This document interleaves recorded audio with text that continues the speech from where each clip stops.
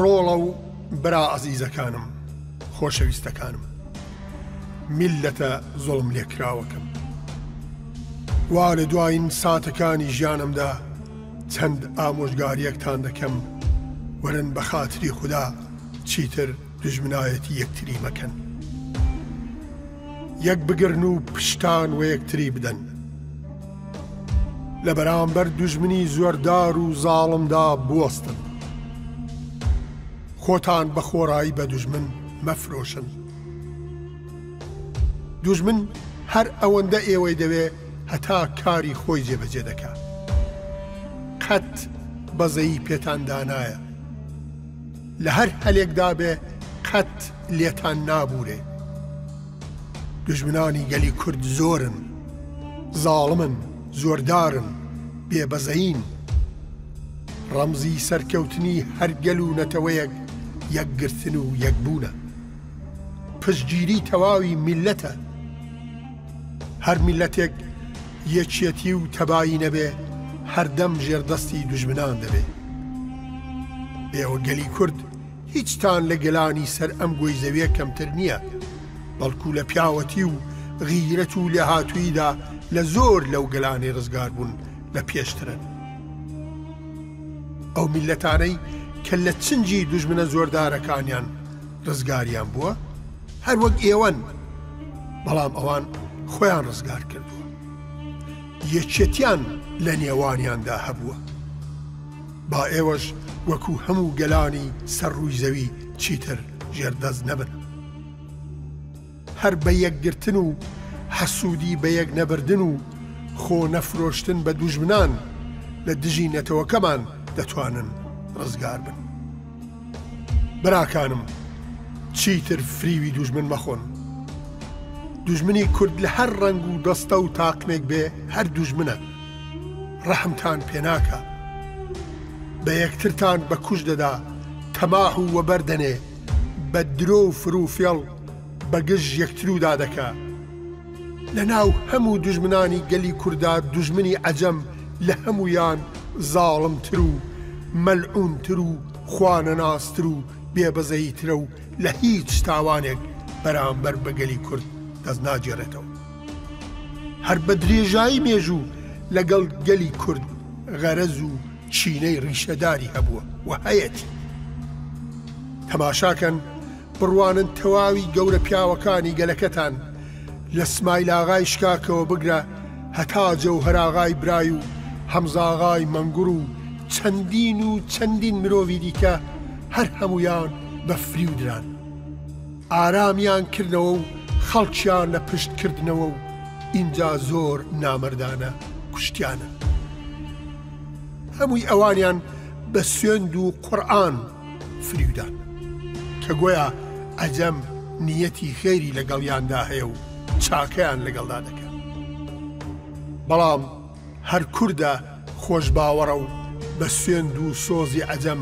فریوی خواردووە و باوەڕی پێهێناون کەچی تا ئێستاش بە درێژایی مێژوو کەس نەیدیوە تاقەت جارێکیش عەجەم بە سوێند و وادە و ئەو پەیمانانەی کە بە سەرانی کوردی داوە وەفای پێ بکا و وادەکانی لەگەڵ کورد بەجێ بگێنێ دڵنیابن ئەگەر عەجەم هەنجوونتان بداتێ دیارە ژەهری تێکردووە لای ئەوان ئێوە هەر لەبەر ئەوەی کە کوردن جابا موسڵمانیش بن تاوانبار و مەحکومن بۆ ئەوان دوژمنن سەر و ماڵ و گیانتان بۆ ئەوان حەڵاڵە و بە خەزای دەزانن بەڵێنم وانە بوو من بڕۆم و ئێوە بەدەست ئەو دوژمنە دڵڕەشانەوە بەجێ بهێڵم زۆر جاریش بیرم لە ڕابردوو گەورە پیاوانمان کردوێتەوە کە عەجەم بە فری و سوێند و درۆ و حیلە گرتویان و کشتویانن چونکە لە مەیدانی نەبەردا پێیان نەوەستاون و نەیان توانیوە لە بەرامبەریاندا ڕابوەستن ناچار بە درۆ و فروفێڵ هەڵیان خەڵەتاندون و کشتویانن من ئەوانم هەر هەمویان لەبیر بوو قەتیش باوەڕم بە عەجەمان نەکردووە بەڵام عەجەم لە پێش گەڕانەوەیان بۆ ئێرە چەندین جار وەڵام و ڕاستپاردەیان بەنامە و بەناردنی کەسی ناوداری کورد و فارس بەدانانی بەڵێن و پەیمانی یەکجار زۆر و بۆرەوە کە دەوڵەتی عەجەم و شا خۆی نیەتی خێریان هەیە و ئامادەنین تەنانەت دڵۆپێک خوێن لە کوردستان بڕژێ. ئێستا ئێوە ئەنجامی بەڵێنەکان بە چاوی خۆتان دەبینن. ئەگەر سەرانی و هۆز و عەشیرەتە کوردەکانمان خەیانەتیان نەکرد بە و خۆیان بە حکوومەتی عەجەم نەفرۆشت بە، ئێمە و ئێوە و کۆمارەکەمان وای بەسەر نەداهات. ئامۆژگاری وەسێتی من ئەوەیە با منداڵەکانمان بخوێنن، چونکە ئێمەی میلەتی کورد هیچمان لە میلەتانی دیکە کەمتر نییە ئیلا خوێندن نەبێت. بخوێنن بۆ ئەوەی لە کاروانی گەلان دوانەکەون. هەر خوێندن چەچی کوشەندەی دوژمنە.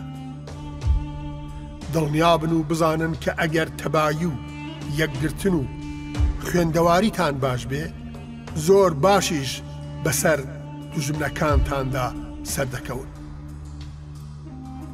ئێوە نابێ بە کوشتنی من و براو ئامۆزاکانم چاوتان بترسێ. هێشتا دەبێ زۆر کەسی دیکەی وەکو ئێمە لەم ڕێگایەدا گیانی خۆیان بەخت بکەن هەتا ئێوە دەگەنە ئاوات و مەبەستان. دڵنیام دوای ئێمەش زۆر کەسی دیکە هەر بە فێڵ و دووڕووی لە بەین دەبردرێن. بەڵام هیوادارم کوشتنی ئێمە ببێتە پەند و عیبرەت بۆ دڵسۆزانی گەلی کورد. خۆشەویستەکانم، کوردستان ماڵی هەموو کوردێکە. هەر وەکو لەو ماڵەدا ئەندامانی ئەو ماڵە هەر کەس لە هەر جۆرە کار و کردەوەیەکدا کە دەیزانێ ئەو کارەی پێدەست پێردرێ و ئیتر کەس مافی چاوچنوچی بۆ نییە، کوردستانی شەر ئەو ماڵەیە. ئەگەر زانیتان کەسێک لە ئەندامانی ئەو ماڵە کارێکی لەدەست دێت، لێی بگەڕێن بابیکە. ئیتر نابێ بەرد بخەنە سەرڕێی. نابێ بەوە دڵگیر بن کە کەسێک لە ئێوە بەرپرسایەتیەکی گەورەی بەدەستەوەیە. خەیانەت بە یەکتری مەکەن، نە خەیانەتی سیاسی و نەجیانی و نەماڵی و ناموسی، چونکە خیانەتکار لای خوددا و مرۆڤ سووک و تاوانبارە. خەیانەت بەڕووی خیانەتکاراندا دەگەڕێتەوە. ئەگەر یەکێک لە ئێوە توانی کارەکانی ئێوە بە بێ خەیانەتکردن ئەنجام بدا، هاوکاری بکەن. ماڵی دنیا هیچ نییە. ئەگەر وڵات و هەبێ، سەربەستی و هەبێ، ماڵ و خاک و نیشتمانەکەتان ئی خۆتان بێ، ئەو کاتە هەموو شتێکتان هەیە، هەم ماڵ، هەم سەروەت، هەم دەوڵەت و ئابڕوو نیشتمانیشتان دەبێ. من پێم وانییە حەقی خوددا نەبێ حەقی دیکەم لەسەر بێ، بەڵام ئەگەر کەسێک لای وابوو لە کەم تا زۆر شتێکی لای منە، با بچێ لە واریسەکانم داوا بکە و وەری بگرێتەوە. تا ئێوە یەک نەگرن سەر ناکەون. زوڵم و زۆر لە یەکتری مەکەن، چونکە خوددا زۆر زوو زاڵم لە بەین دەبا و نابودی دەکات.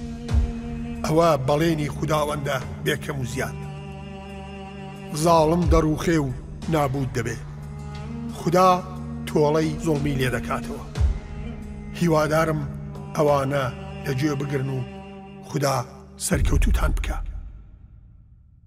خزمەتگوزاری گەل و نیشتمان، قازی محەممەد، کۆماری کوردستان. ئەواتی ڕۆژ هەڵاتم بوو ژانەوەی ڕێی شەهیدانە، خەباتێکی گەرم و گۆڕ بۆ گەلی کوردوا لە مەیدانە. وەرن با دەستی یەک بگرین، ڕۆژی ئاشتی جەژن بگرین، ڕۆژ هەڵات چاوی لێمانە، کوردستان چاو لە ڕێمانە. بە یەکگرتن نەبێ دوژمن بۆ ئێمە سەر نەوی ناکا، بە هاودەنگی نەبێ دوژمن بۆ ئێمە دەنگ نەوی ناکا. ڕیزی نەبێ دوژمن بۆ ئێمە مل نەوی ناکا بە هەو فکری نەبێ دوژمن بۆ ئێمە چۆک نەوی ناکا وەرن با دەستی یەک بگری